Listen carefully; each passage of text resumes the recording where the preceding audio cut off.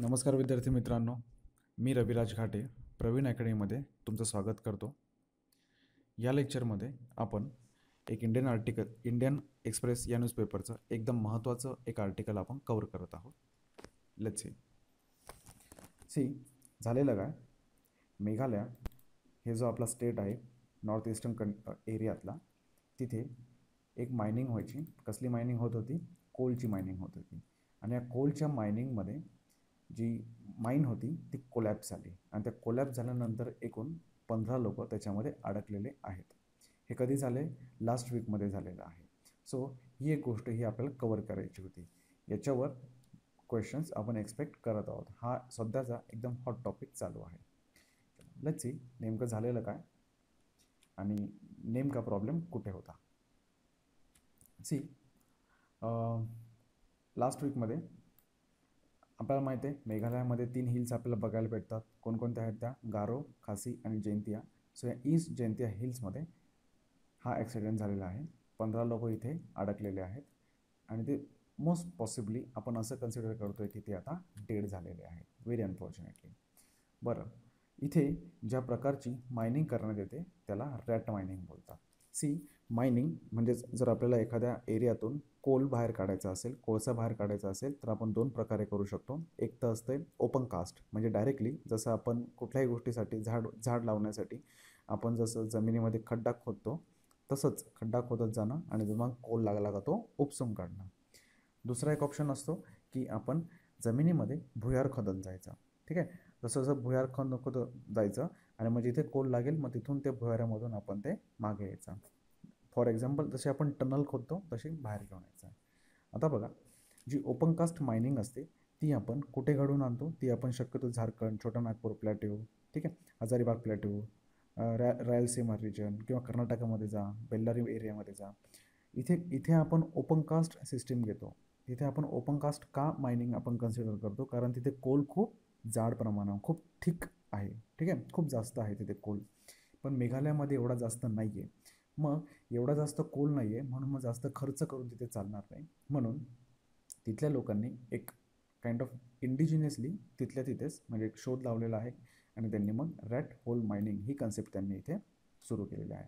पण आता या रॅट होल मायनिंगचे एक सफिशियंट अमाऊंट ऑफ प्रॉब्लेम्स आहेत. ते प्रॉब्लेम्स काय काय आहेत आपण ते बघूया. आणि हे जे रॅट होल मायनिंग आहे ही कायद्याला धरून आहे की नाही, आणि जर नसेल तर कुठल्या इन्स्टिट्यूशनने याच्या अगेन्स्टमध्ये लॉ तयार केलेला आहे ते बघूया. बरं, सी सर्वात आधी इथे त्यांनी एक्सप्लेन केलेलं आहे रॅट होल मायनिंग म्हणजे काय असते. सी ते काय असते, स्मॉल टनेल्स असतात. मी तुम्हाला काही फिगर्स दाखवतो, त्या फिगर्समध्ये तुम्हाला समजेल की नेमकी ती रॅट होल माइन कशी दिसते. सी बघा, या फिगरमध्ये तुम्हाला दिसतंय एक असं फक्त एक छोटंसं छिद्र असतं आणि त्या छिद्रामधून ते आपण पूर्ण आतमध्ये घुसतो. ठीक आहे. आणि सेकंड थिंग, दुसरं एक चित्र इथे बघायला भेटेल तुम्हाला. हे बघा, मोस्टली आता ह्या रॅट होल माइनच्या हे जे होल असते त्यांच्यामध्ये शक्यतो हाईट कमी असते, त्याच्यामुळे मुलांनाच आतमध्ये पाठवतात. जसं तुम्ही टायटल पेजवर बघितलं, सी ते वर्कर्स होते आणि त्या वर्कर्सवर प्रोटेक्टिव्ह गिअर्स नाही, कोळशाने अंग भरलेलं असतं, सो त्यांचे लंग्स पण खराब झालेले असतात. इथे ज्या मुलाला या लहान वयामध्ये जर आपण ह्या कामाला लावलं, हा एक ऑफेन्स आहे चाइल्ड लेबरच्या अंतर्गत. सो त्याच्यामुळे बघा, त्याला ना सेफ्टी गिअर दिलेलं आहे आपण, हेल्मेट नाही आहेत, शूज नाही आहेत, ग्लव्ज नाही घातलेले आहेत, त्यांनी व्यवस्थित कपडे नाही घातलेले आहेत.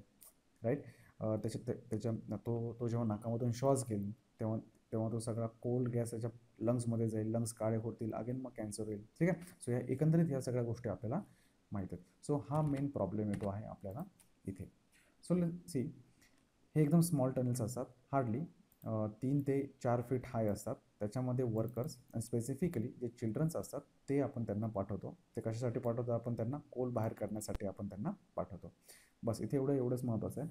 त्यानंतर सेकंड थिंग इथे महत्त्वाची बघा, जी कोल सीम आहे, थोडक्यात काय, जी कोल सापडतो मेघालयामध्ये तो खूपच पातळ आहे, खूप थिन आहे, फक्त 2 मीटर त्याची हाईट आहे.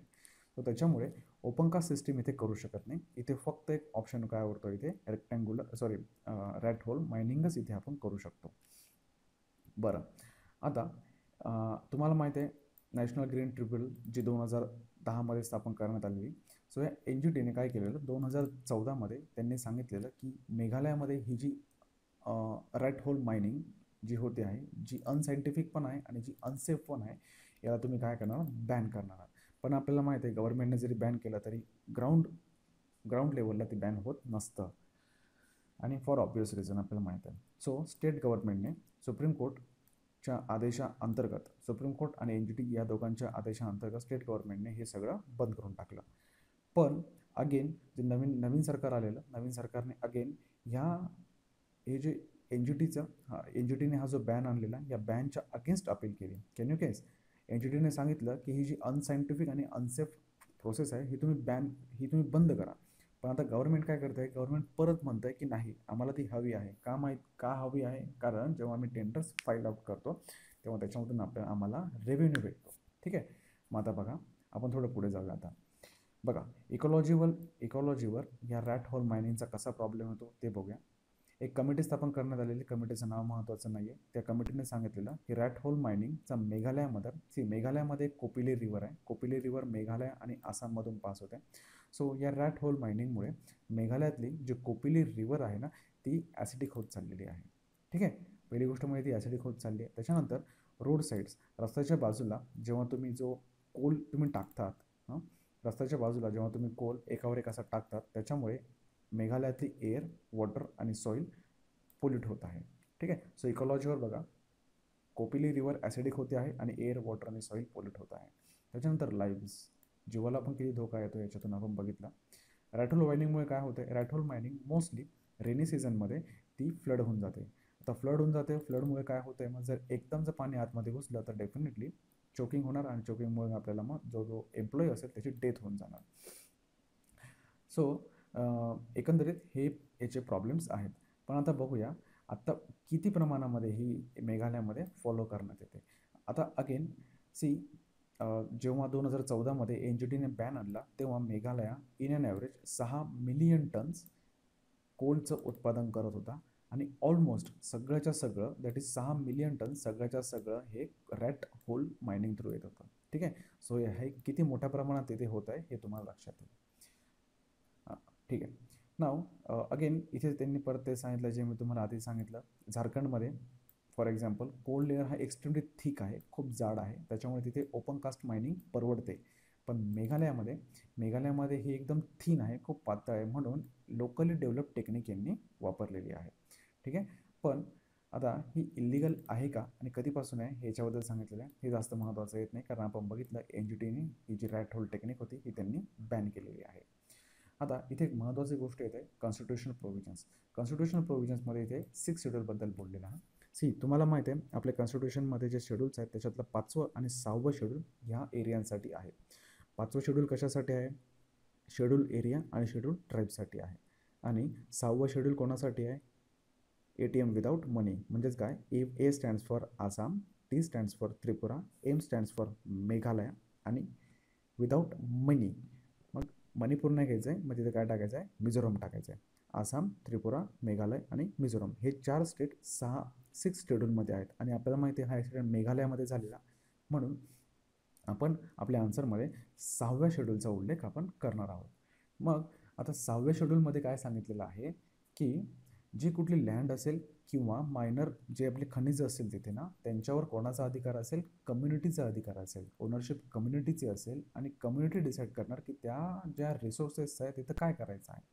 पण सध्याची जी कोल मायनिंग होते आहे मेघालयामध्ये, त्याच्यावरून काय होतं आहे, आपण आपल्या कॉन्स्टिट्यूशनल प्रोव्हिजन्सला आपण करप्ट केलेलं आहे. म्हणजेच काय, एखादा प्रायव्हेट इंडिव्हिज्युअल घेतो आहे बेनिफिट, आणि तो बेनिफिट कसला घेतो आहे? जे कम्युनिटीचे सोर्सेस आहेत, कम्युनिटीची जी ओनरशिप असलेल्या एरियाचा तो बेनिफिट घेतो आहे. म्हणजेच काय, ज्या गोष्टीला कम्युनिटीने वापरायला पाहिजे ती गोष्टीचा उपयोग आणि उपभोग कोण घेत आहे? इंडिव्हिज्युअल घेत आहे. म्हणजे हे आपल्या कॉन्स्टिट्यूशन प्रोव्हिजनच्या अगेन्स्ट आहे. बरं, आता याच्यावर करायचं काय? आता झालेलं काय, NGT ban not help to check this. आपल्याला दिसतंय NGTचा बॅन इथे नाही झालेला आहे. का नाही झालेला आहे? काही गोष्टी माहिती आहेत आपल्याला, त्या आपण जास्त बोलू शकत नाही. बरं, याच्यामध्ये ज्या आहेत आपण त्या बघून घेऊया. फक्त जे ॲक्टिव्हिस्ट असतात, जे हे मायनिंगच्या अगेन्स्ट बोलत असतात, त्यांना थ्रेटन करण्यात येतं, अटॅक करण्यात येतं, हे माहिती आपल्याला सांगायची गरज नाही. पॉलिटिकल एलिट जे असतात त्यांच्यामध्ये नेक्सस असतं. नेक्सस कोणाकोणामध्ये? पॉलिटिकल जे लीडर्स असतात आणि माफियामध्ये यांच्यामध्ये नेक्सस असतं, म्हणून ही गोष्ट होतच राहते. सो इल्लिगल मायनिंगला चेक करता येत नाही, कारण स्टेट गव्हर्नमेंटचे सुद्धा स्वतःचे काही काय असतात, हे धागेदोरे असतात त्यांच्याशी. बरं, सो एकंदरीत ह्या आर्टिकलमध्ये आपण हे बघितलं. एक शेवटी जाताना एवढे एक हे सांगणं गरजेचं आहे की जे तिथे ट्रायबल लोक राहतात, जे लोकल लोक आहेत, त्यांनी स्वतःची एक small and traditional system of mining त्यांनी डेफिनेटली क्रिएट केलेली आहे.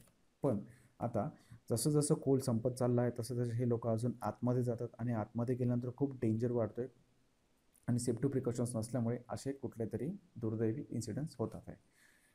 ठीक आहे, ओके. सो ह्या आर्टिकलमध्ये आपण एवढंच बघितलं आहे. I would say thank you.